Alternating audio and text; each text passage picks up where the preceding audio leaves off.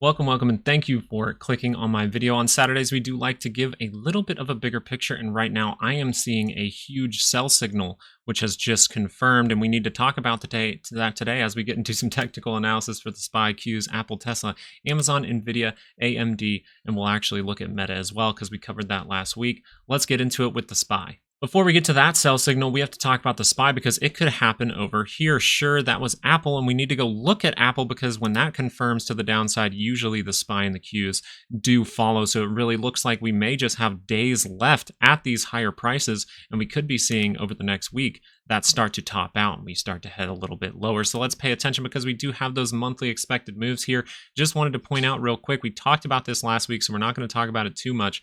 This divergence up here forming and could possibly confirm. Apple already made this confirm, so we're going to talk about that in a little bit. But if the SPY starts to do this, we can start to break through some key levels here, head down to something like 329.55 when all of this is said and done. Not saying that is going to happen in the month of March. We actually have those risk ranges for you for the whole month of March here, and that would be 522.22 to the upside. This is all the market has priced in as far as options goes for the month of March, not the biggest range, and 493.94 to the downside. So not a huge range for the whole month. Just want to talk about the daily charts for the most part, just because on Sunday we are going to be going over these shorter time frames. We're going to give you that weekly range. Right now we do have a weekly range up, right? But that is from the previous week. So we're just paying attention to what stocks we're doing last week. And then on Sunday, we're actually going to give you those updated ranges. So subscribe and join us back on Sunday. I appreciate everyone who has subscribed to this channel. On the daily side of things, all we're seeing is another point of divergence leading up into that Friday closing bar. Okay, so we have to see if there is some positivity left. Is that going to fade? That's what we're going to look at here on Sunday with those weekly expected moves. Now we are coming into a pretty big trend line here. This trend line really just coincides with a few tops that have come in throughout this market. So we want to pay attention to that as we are forming divergence. We could see this start to sell off as far as next week goes. Would be very interesting if that did happen on Wednesday when Jerome Powell starts to talk with Congress. If they're able to ask the right questions. I know we did this on the live channel. We go live every single morning throughout the week, at least for a little bit in the morning there, an hour, 2 hours. And we were talking about what questions would you ask Jerome Powell. Well, you guys came up with some great questions, and we're going to do that throughout the week, maybe even watching Jerome Powell live here on YouTube. So join us back for that as well. But right now, I just want to point out to you, look at that signal right here. If you compare this one right here, we have that divergence. We have that monthly divergence that could cross over. If we start to see this break down over time throughout the month of March, we could be seeing lower prices in stocks. We could be seeing the beginning of a crash. We could be seeing that bear market, and that's where I really do shine. I really do enjoy the bear market because when volatility is a little higher, I'm good at catching those swings. So going over into the Qs, we're going to see a similar thing, right? We do have that divergence on the daily. We have that divergence on the monthly. So if this wants to confirm, well, guess what? The Qs are heading to higher levels. Apple not necessarily confirming that move, heading a little lower. So really all you need to look at here is, hey, we got that crossing of the MACD. Sure, we could come up a little bit higher. Really, the only upside for March would be 457.29. To the upside, that's all options has priced in. And then to the downside, we do have 420.71. Okay, so these are your updated ranges. I would highly suggest you put them on your chart. And if you want them for individual stocks, which is what we're about to get into with Apple, if you want them for the individual stocks like Apple, you just got to go down and click that link in the description for the Patreon. Okay, cup of coffee a month gets you those weekly ranges and the monthly ranges and an update video every single Wednesday that you do not get on YouTube. Okay, so the thing with Apple here that we were paying attention to, we saw these possible divergences down here. That divergence has been violated on the MACD, not necessarily on the RSI. You do still have the potential for a divergence here for some kind of pop. But the big thing to pay attention to when you look at Apple is the monthly. So the trend on the monthly has the opportunity to cross down into negative territory. You can see we exploded to the upside, but now we're seeing that divergence really show its face, confirm to the downside. As far as the last 2 months goes, we started to confirm. So that is something to watch out for. We've broken through this wedging. Maybe we're going to come and test this low over the next few months. So this is something we really want to pay attention to. Qs are way up here. Apple not confirming that move, and Apple is such a high weight. Apple is such a highly traded stock that you have to wonder if Apple's going down, well, why are the Qs not going down? And that's overall why I believe we are in a bubble, and that bubble is about to pop. Amazon was one in the past we've talked about on these monthly updates, and we noticed, hey, Amazon didn't necessarily have that divergent. Guess what? It has it now. Okay, so it does have the potential to roll over, and notice how close it is to negative territory. Actually, Amazon could see more pain here as it's able to get into negative territory because it's so close here. This is really when the selling escalates, and we can see this start to break down, maybe get a little bounce around here, and then break down to lower levels. Really paying attention to these 200s because they're lining up with a pretty good line of support, at least as far as Amazon goes. Just wanted to show you that signal is there, has not confirmed yet. Okay, so this can extend a little bit higher, but we're out of the Bollinger Bands. We see that divergence forming. It's close to negative territory. This would just tell me as an investor, hey, is this a good point to invest? Hell no, this is actually probably the worst time to invest. You really would more likely want to invest when you're crossing up, getting into positive territory, getting part of this move here. This is really telling me, hey, the momentum to the upside's dying out right at the previous high. This could be a double top, and we could see that start to fall down pretty quick. Amazon here, this is the daily chart, and we actually see we kind of came up above this channel, and now we're seeing us get pretty overextended. We're seeing divergences up here as of right now, so we could continue a little bit higher, but that divergence might hold strong. We may go up into this point between these two highs, but we see that divergence in the near price action. So you see that divergence while you look at the weekly side of things being overextended. While you look at that monthly divergence, it really tells you, hey, we could start to see this stair step its way down and see that monthly crossover, and maybe we are in for a very, very long-term bear market here until we actually come back and test this high. So it is a good point to be careful because we could be seeing something we haven't necessarily seen before, at least in a long, long time in this market. We could see those lower prices that take a long time to get back up to the all-time highs here. So we want to pay attention to that. Really with Amazon, you just want to say, hey, this thing has that divergence. It can drop off pretty quick. It has a monthly that can go into negative territory pretty quick. So if you see weakness over the next few months, watch out because you might be seeing extremely lower prices in Amazon. And a lot of these stocks are telling you they are negative, right? They're in negative trends and things like that. Tesla coming way down on the monthly side of things, breaking through, getting that sell signal. Now we're getting some kind of bounce. Is this just consolidation for a bit of time to head lower, holding below these monthly moving averages? So that is something to pay attention to. The weekly side, hey, we're still in negative territory. Okay, we are down there in the negatives here. And so that is something we really want to pay attention to. We can continue this negative trend as long as we remain down here. Sure, if we start to cross up, then I'll start to get a little bullish. But right now, there is nothing telling me that Tesla really has to go above this high. Really, it's telling me Tesla could get some kind of bounce. And as we go into the daily side of things, looking at things from a little smaller on the macro perspective, I guess the daily would be the smaller one that you want to look at. Still in negative territory. Still in negative territory. We have this wedging. Maybe we do come up and fill that gap, and then that's all said and done. Wants to head down to lower levels. If you see this cross down to negative territory, good chance we test this low.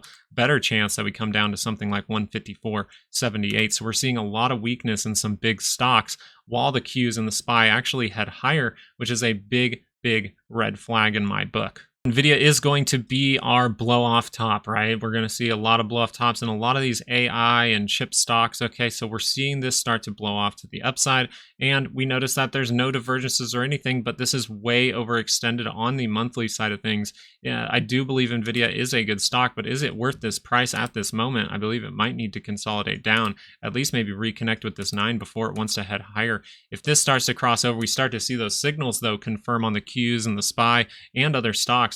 We can see NVIDIA actually go down pretty far. We can see NVIDIA go down to a price of, say, $109 to the lowest point, I would say, and then the 345 to the upper side of that. So I really think we are going to see NVIDIA head to lower prices very, very soon. Doesn't mean that we can't go a little bit higher first and then see that drop off. We're going to really talk about NVIDIA on Sunday. Okay, so come back for that. On the weekly side, we're going to see once again we have no real divergences here, just kind of a flatness on the MACD as far as this goes, and then on the RSI as far as that goes, and we're seeing that extend over to the MACD. So on the weekly side of things, you could say, hey, there is probability for just a pullback here, maybe to reconnect with some moving averages over the next couple weeks. Come touch this point, then we can start to head higher. That would tell me that the crash isn't necessarily here yet, and we're actually going to extend into that October timeframe. I'm leaning towards I really think March is going to be important. I think we're going to get a major top in March. And so be very aware out there of these signals.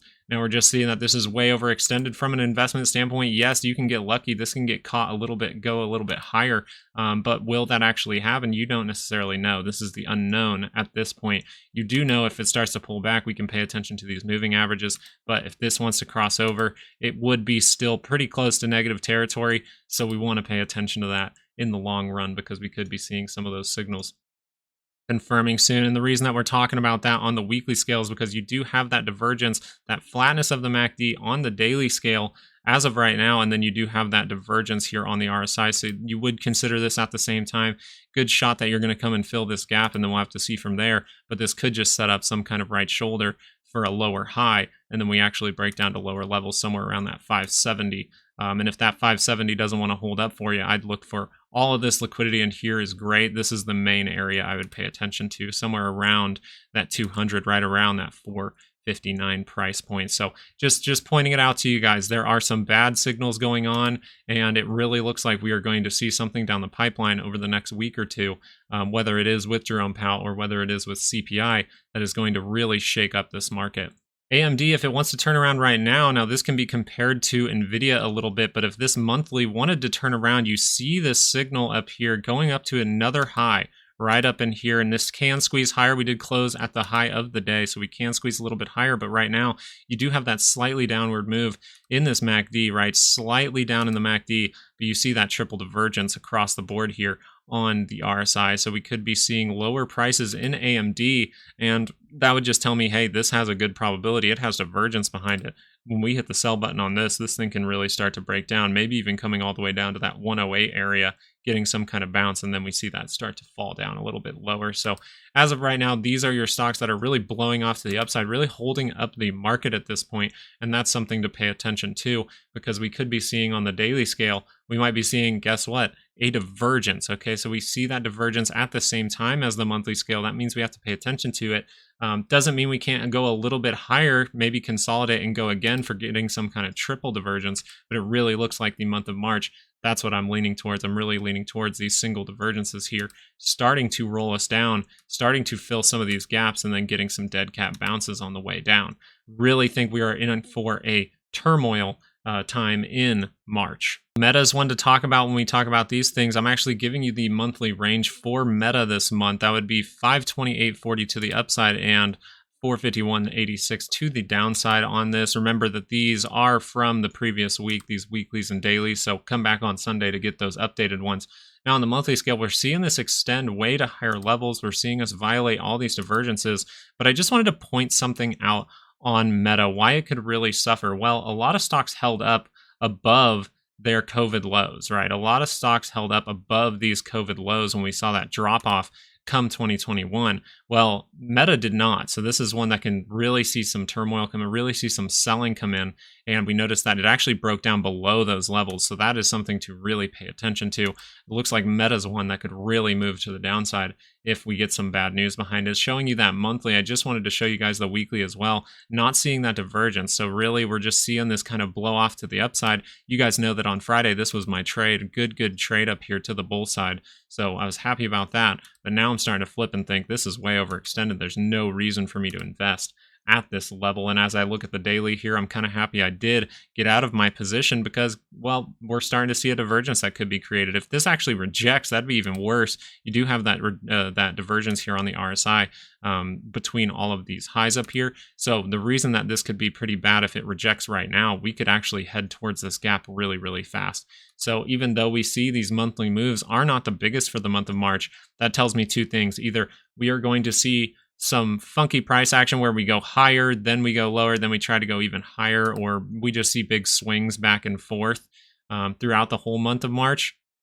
Or it tells me, hey, if this thing starts to break down and get past this level, it can use it as resistance and then head lower, possibly to even fill this gap with a little ABC move, right? So we want to pay attention to anything like that because sure, when you come outside of these monthlies, you have a 68% chance to land within it. But when you do break down through it, you can use that as resistance now and head even lower with one of those 32% chances of something a little crazier happening. So these are going to be very important to pay attention to. And if you want them for the rest of the individual stocks, really helpful with NVIDIA and things like that, please go check out my Patreon down below in the description. Something about the dollar that would surprise you is it's still sitting at higher levels, right? We saw that drop off, but really we're still remaining at higher levels, even though we are seeing those new all-time highs. So we could see this break down, right? We could see this break down if it wanted to do some kind of head and shoulders business where it's at right now, but it really looks like this wants to turn up. Maybe that actually turns up and gives us a point of divergence. It's still in this channel.